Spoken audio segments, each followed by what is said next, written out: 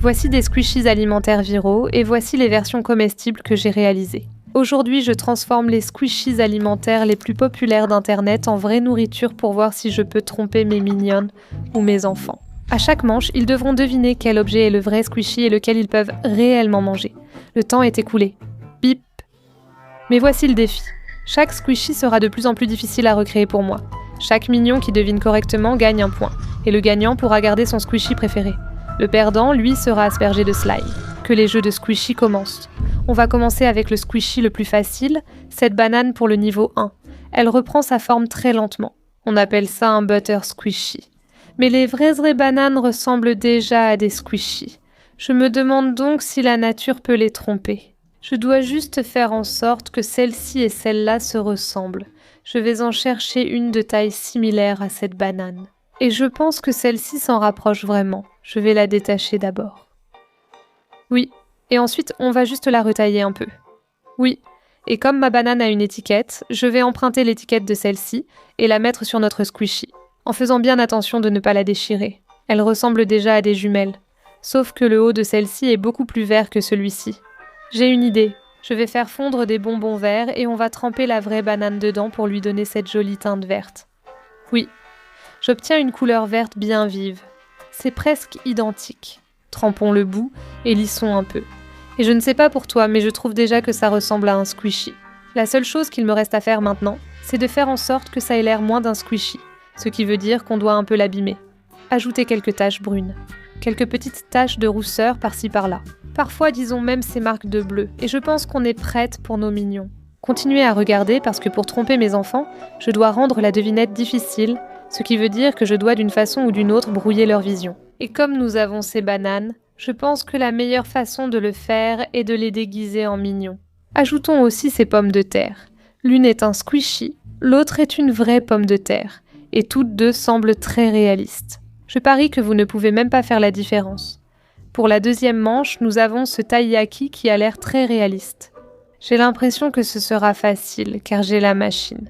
Il suffit de la préchauffer pendant que je prépare la pâte à pancakes. On ajoute farine, fécule de maïs, sucre, levure chimique, une pincée de sel, puis je mélange rapidement. C'est doux et délicat et ça va être tout aussi moelleux avec un extérieur croustillant. Ce sera onctueux.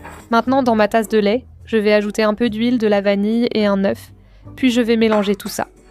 Versez cela dans les ingrédients secs. Je mélange à nouveau jusqu'à obtenir une pâte homogène.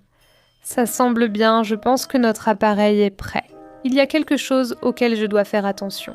Obtenir une belle couleur dorée sans le brûler. Mais comme ce poisson me rappelle Somi, l'une de mes choses préférées là-bas, c'est un taiyaki fourré au Nutella. Donc je vais faire pareil avec le mien. Et pour être sûre de pouvoir le démouler, je dois mettre un peu d'huile. Le Nutella va au centre. Maintenant, je dois recouvrir. J'espère que ça va marcher. Je ferme le couvercle. Et maintenant, on attend. Ouf. Ça commence à devenir bien doré. Donc je dois le retourner de l'autre côté et on va laisser encore 1 minute. Et je pense que ça devrait être prêt.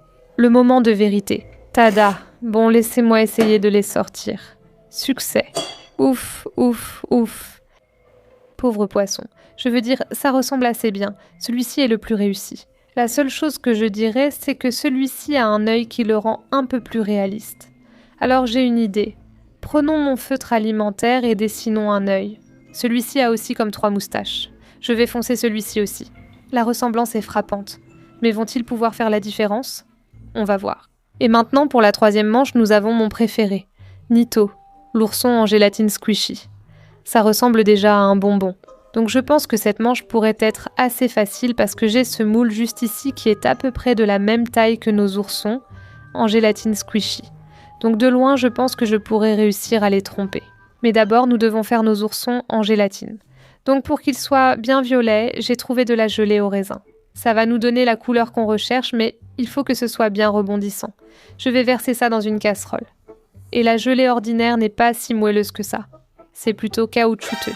Je dois la raffermir avec plus de gélatine. Pour le côté rebondissant des oursons en gélatine, j'ajoute du sirop de maïs et de l'eau pour tout faire fondre. Je vais bien mélanger d'abord, puis on va chauffer jusqu'à ce que la gélatine soit dissoute. Voilà, on dirait que notre gélatine est complètement dissoute. La seule chose, c'est qu'il y a cette écume blanche sur le dessus et je trouve que les couleurs ne correspondent pas vraiment.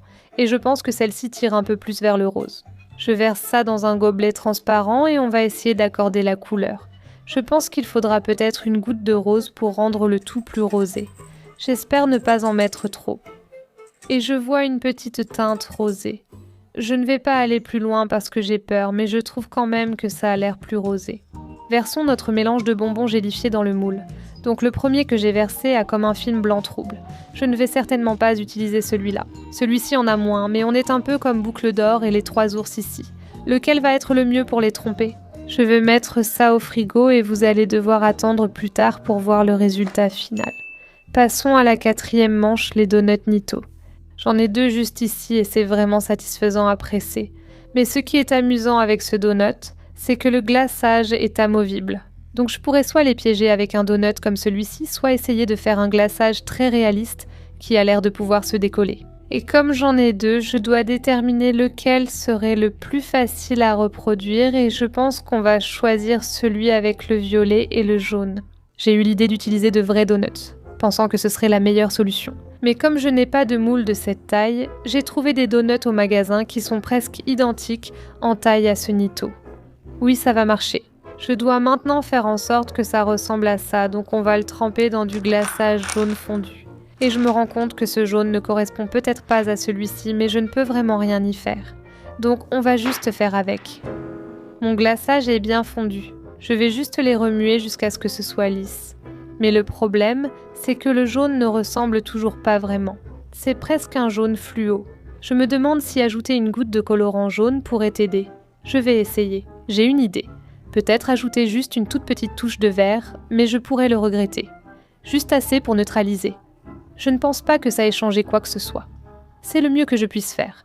Alors allons-y et trempons nos donuts. Je vais essayer de les rendre lisses des 2 côtés. Mets-le debout comme ce gros donut à Los Angeles et laisse-le sécher. D'accord, je me rends compte qu'il faut que ce soit beaucoup plus lisse que ça. Donc on va le mettre sur une grille et simplement verser le candy melt dessus. Il suffit de secouer un peu pour lisser le tout. Oui, ça a marché à merveille. Remplis tous les espaces et les trous. Et maintenant, je peux le laisser sécher. Maintenant, passons au glaçage. J'ai de la pâte à sucre violette ici que je pense poser simplement sur ce donut. Et comme je m'y attendais, ce violet ne ressemble pas du tout à ce violet-là. Heureusement, j'ai pris un peu plus de pâte à sucre blanche pour mélanger la couleur et espérer s'en approcher. Comme avec l'argile, je vais mélanger les 2 couleurs en espérant que cela suffira à recouvrir le donut. Je pense qu'il me faudra un peu plus de blanc parce que ce violet est vraiment très foncé. Encore un peu à faire. Avez-vous déjà testé la pâte à sucre ? Ça ressemble à un mélange de slime et de pâte. Comment s'appelle ce slime déjà ? Butter slime ? Dites-le moi en commentaire. On dirait que c'est le plus proche possible. J'aurais préféré du rose ou similaire. Maintenant étalons-le et pour éviter que ça colle, j'ai mis un peu de farine dessous. D'accord, j'ai un emporte-pièce à peu près de la même taille que celui-ci. Donc on va découper un grand trou et je pense que je vais juste faire un petit trou au centre pour qu'on puisse le presser dans le donut. Voilà, notre donut est bien ferme. Le seul problème, c'est que je dois faire un peu de sculpture. Donc j'ai pris mon couteau et je vais juste lisser le dessous. Je ne peux pas le rendre parfaitement lisse. Comme je dois de toute façon le recouvrir, le dessous va devenir le dessus. Posez-le. Recouvrez-le avec notre pâte à sucre. Enfoncez ceci. Rendez-le bien arrondi. De loin, je dirais qu'on ne peut pas vraiment voir la différence. Mais ne vous inquiétez pas, car leurs yeux vont être légèrement déformés par les lunettes. Donc maintenant, il ne reste plus qu'à ajouter nos vermicelles. On en a des jaunes. On va en mettre ici, et le dernier vermicelle. Et voilà, c'est fini. Nous, franchement, ça a l'air super. Vous pensez qu'ils vont s'en rendre compte ? Je pourrais bien gagner cette manche. 5e manche, c'est du gâteau Nito. Et après la dernière manche, je me sens un peu plus confiante pour m'attaquer à ça. Mais les couches ici vont être un défi pour qu'elles aient l'air réalistes. Donc pour recréer cette part de gâteau, j'ai dû faire un gâteau entier juste pour obtenir une tranche. Alors voyons, quelle taille ça fait ? Parce que ce que je vais faire, c'est découper un cercle à peu près de la même taille que celui-ci, puis on va le transformer en triangle. Bon, ça n'a pas marché comme je le voulais. Laisse-moi retourner tout ce moule. On va laisser la gravité faire le travail. Et voilà. J'ai peut-être abîmé les côtés, mais ce n'est pas grave car on va les couper. C'est un peu plus court que ce à quoi je m'attendais. Donc on va couper un autre morceau. Il faut faire de la place pour le glaçage et on a presque la même hauteur. Maintenant, coupons les côtés. Et voici notre part de gâteau. Commençons la décoration. Donc ma stratégie, c'est de tout recouvrir de blanc et ensuite on va pocher la décoration. Comme c'est tout petit, je dois vraiment faire très attention.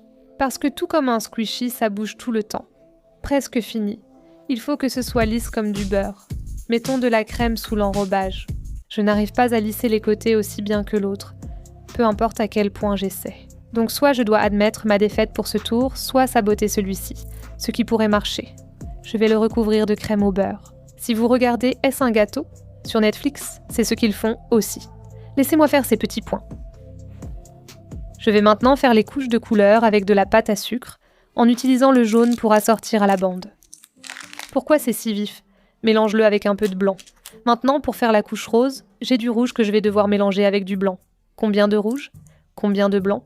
On va voir. Ouf, c'est encore beaucoup trop rouge, on n'y est pas du tout. C'est plutôt magenta. Je vais ajouter un tout petit peu de violet, j'espère que je n'ai pas tout gâché. Et maintenant, pour faire la couleur bleu sarcelle en bas. En bas, j'ai du vert et du bleu, on va devoir les mélanger avec du blanc, c'est sûr. Et je pense vraiment que j'ai plutôt bien réussi à reproduire celle-ci. Oui, celui-ci va être tellement beau. C'est le rose qui va tout trahir. Déroulons-les et coupons-les en bandes, sans dépasser la largeur d'un doigt. Souhaitez-moi bonne chance. Il y a une couche blanche au fond, donc je ne peux pas toucher l'assiette. Ensuite de là, c'est le rose. Je suis fière d'avoir bien assorti la couleur. Ça ne ressemble à rien, les gars. Ce Nito aurait pu s'appeler un jeu d'enfant, mais essayer de le rendre réaliste n'a vraiment pas été un jeu d'enfant. Et ensuite, voici ce squishy burger. Ce qui est génial avec celui-ci, c'est que tu peux vraiment décoller chaque couche pour créer un steak squishy personnalisé. Comme nous sommes à la 6e manche et que cela devient plus difficile, je vais tenter de faire toutes les couches. Et comme j'ai déjà ce gâteau géant, transformons ce burger en dessert. Donc j'ai mon emporte-pièce rond qui est exactement de la même taille que ce petit pain à burger moelleux.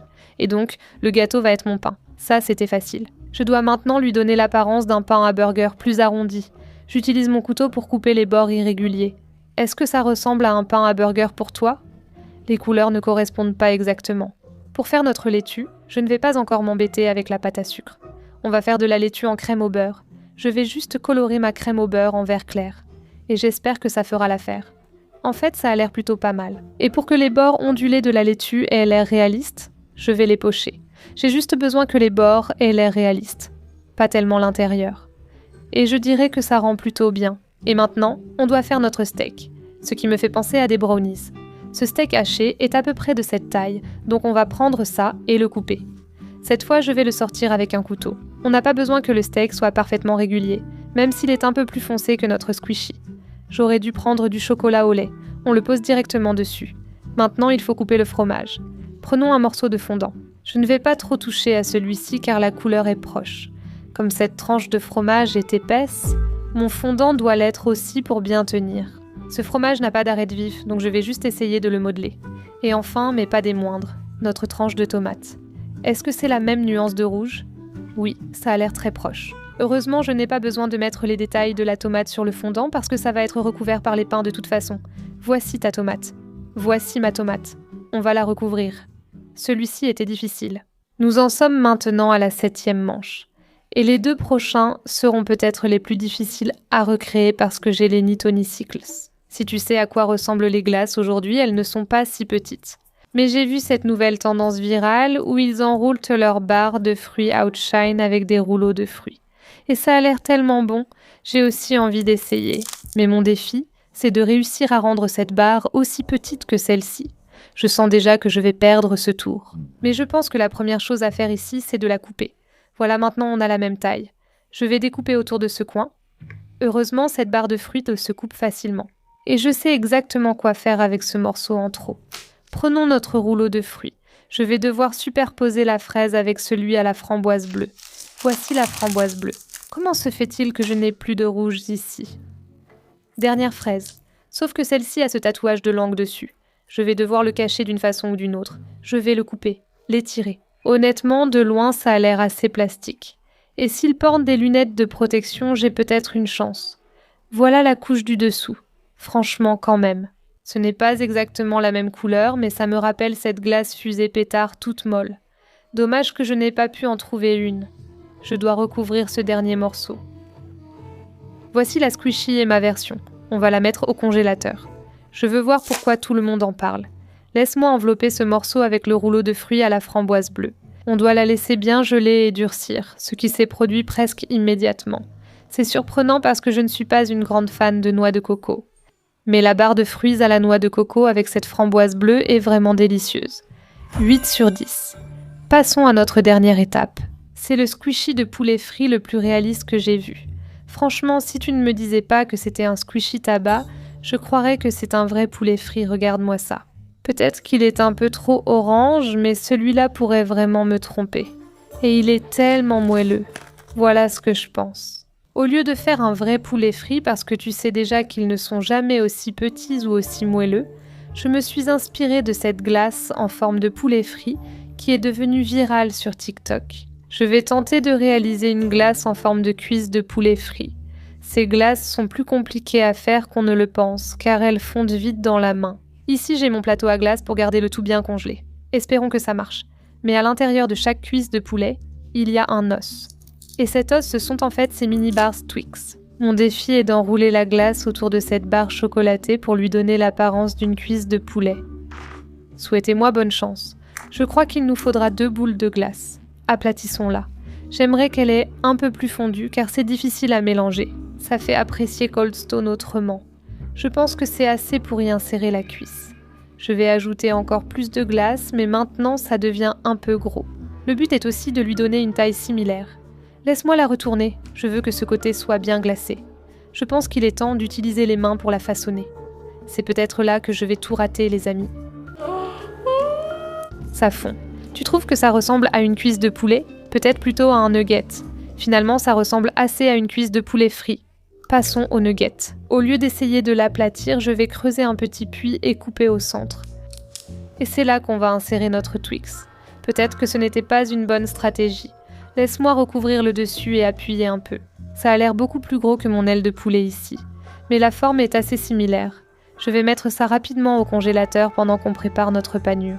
Beaucoup de gens écrasent leur cornflake pour faire cette belle chapelure de poulet. J'ai eu la chance de trouver de la chapelure déjà prête. Ceux-ci n'ont pas l'air... Ils ont l'air un peu trop réalistes, donc je vais devoir refaire un ajustement de couleur. Une partie de ce défi, c'est de s'assurer que les couleurs ont l'air assez fausses. Donc je vais ajouter une goutte d'orange et voir si on peut s'en approcher. Je vais devoir faire ça avec mes mains. Ça ne fait pas ce que je veux. Donc maintenant, non seulement j'ai des miettes qui ont l'air réalistes, mais en plus il y a juste des points orange dedans. Ça n'a rien coloré du tout. Laisse-moi réfléchir. Je réfléchis. Qu'a encore cette couleur ? J'ai trouvé. On a des faux takis.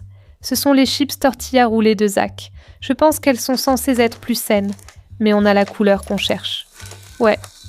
Ça pourrait même marcher mieux que les cornflakes. Je n'ai pas dit que ça allait être bon, j'ai juste besoin de les tromper. La consistance semble moins bonne que les cornflakes, alors je vais juste les mélanger. En y repensant, des Cheetos auraient été mieux, mais ça peut marcher. Regarde, il existe de nombreuses tailles et formes pour le Tabasco Squishy. Je pense qu'on a une chance. Allez, retroussons nos manches. Je sais qu'on n'était pas censé utiliser les takis, mais je suis vraiment curieuse de voir comment ça se marie avec la glace. Donc je vais en prendre un peu ici. Je le trempe dedans. Pas mauvais. Ça a vraiment le goût de poulet frit, à s'en lécher les doigts. Qu'est-ce que c'est ? Ma jambe. Après l'avoir trempé, je pourrais mieux lui donner forme. Je ne peux pas montrer la glace. D'accord. Remettons ça sur notre tapis gelé, regarde. Ça ressemble déjà à du poulet. Maintenant nos ailes. Je vais essayer d'aplatir ça. Ça a l'air un peu gros. Je prendrai mon aile bien croustillante. Je lui donne une petite forme. Je la remets sur le tapis. Et je vais remettre ça au congélateur parce qu'on va tout révéler maintenant et je ne veux pas que ça fonde. Je suis prête à ce qu'ils jugent tout, mais je dois leur compliquer la tâche. Et nous avons ces lunettes de mignon, et je vais juste rendre ça un peu flou. Essayons-les. Oui. Nous sommes prêtes. D'accord, nous sommes prêtes à jouer, mais la règle est qu'elles n'ont que 10 secondes pour décider lequel était le vrai et lequel est un squishy. Et elles ne peuvent ni sentir ni toucher la vraie nourriture. D'accord, les filles. Ouais. Niveau 1, vous avez 10 secondes. Lequel était le vrai et lequel est un squishy ? Celui-là a l'air vrai. Voici A, voici B, lequel A ? Le temps est presque écoulé. Non, non, non. Ah! Celui-là. Ceci était vrai. Les mignons marquent un point. Niveau 2. Je dois rendre ça un peu plus difficile cette fois. D'accord, 10 secondes, c'est très court. Prête? A ou B? Burger. Ah, enfin je veux dire B. B. Le temps est écoulé. B. B. B. Je vais me faire asperger de slime. Les mignons marquent encore. Youpi! Elle va se faire asperger de slime. Ces lunettes étaient beaucoup trop claires, donc il faut à nouveau brouiller leur vue. J'ai donc échangé leurs lunettes juste à temps pour la 3e manche. Non, je suis juste en train d'écraser ça parfaitement. 1, 2, 3. Lequel est vrai? Les 10 secondes sont écoulées. Quelle est ta réponse finale? A. Hey. Quel tour, maman? Nous sommes trop intelligents pour toi. Je suis fichu. 4e tour, ça score s'ils mettent des lunettes de soleil. Prêt? 10 secondes. Lequel est vrai? Lequel est mou? Pire. Vous devez aller plus loin. Vous êtes trop proche. On est juste trop forte. Lettre A. Youpi! Youpi! Lettre B. J'ai tellement travaillé sur cela. Lettre B. C'est trop évident. Oui, ça l'est. Dernière manche, 10 secondes. Est-ce que c'est celle où je les trompe vraiment? Les 10 secondes sont écoulées. Hey! Hey! Hey! Non! Elle va se faire asperger de slime. Elle va se faire asperger de slime. Elle va se faire asperger de slime. Elle va se faire asperger de slime. Prépare-toi à être aspergée de slime. Je crois qu'il y a des chips sur... Génial. Je n'arrive pas à croire que tout ce travail m'ait juste valu d'être aspergée de slime. Pas encore. 3, 2, 1...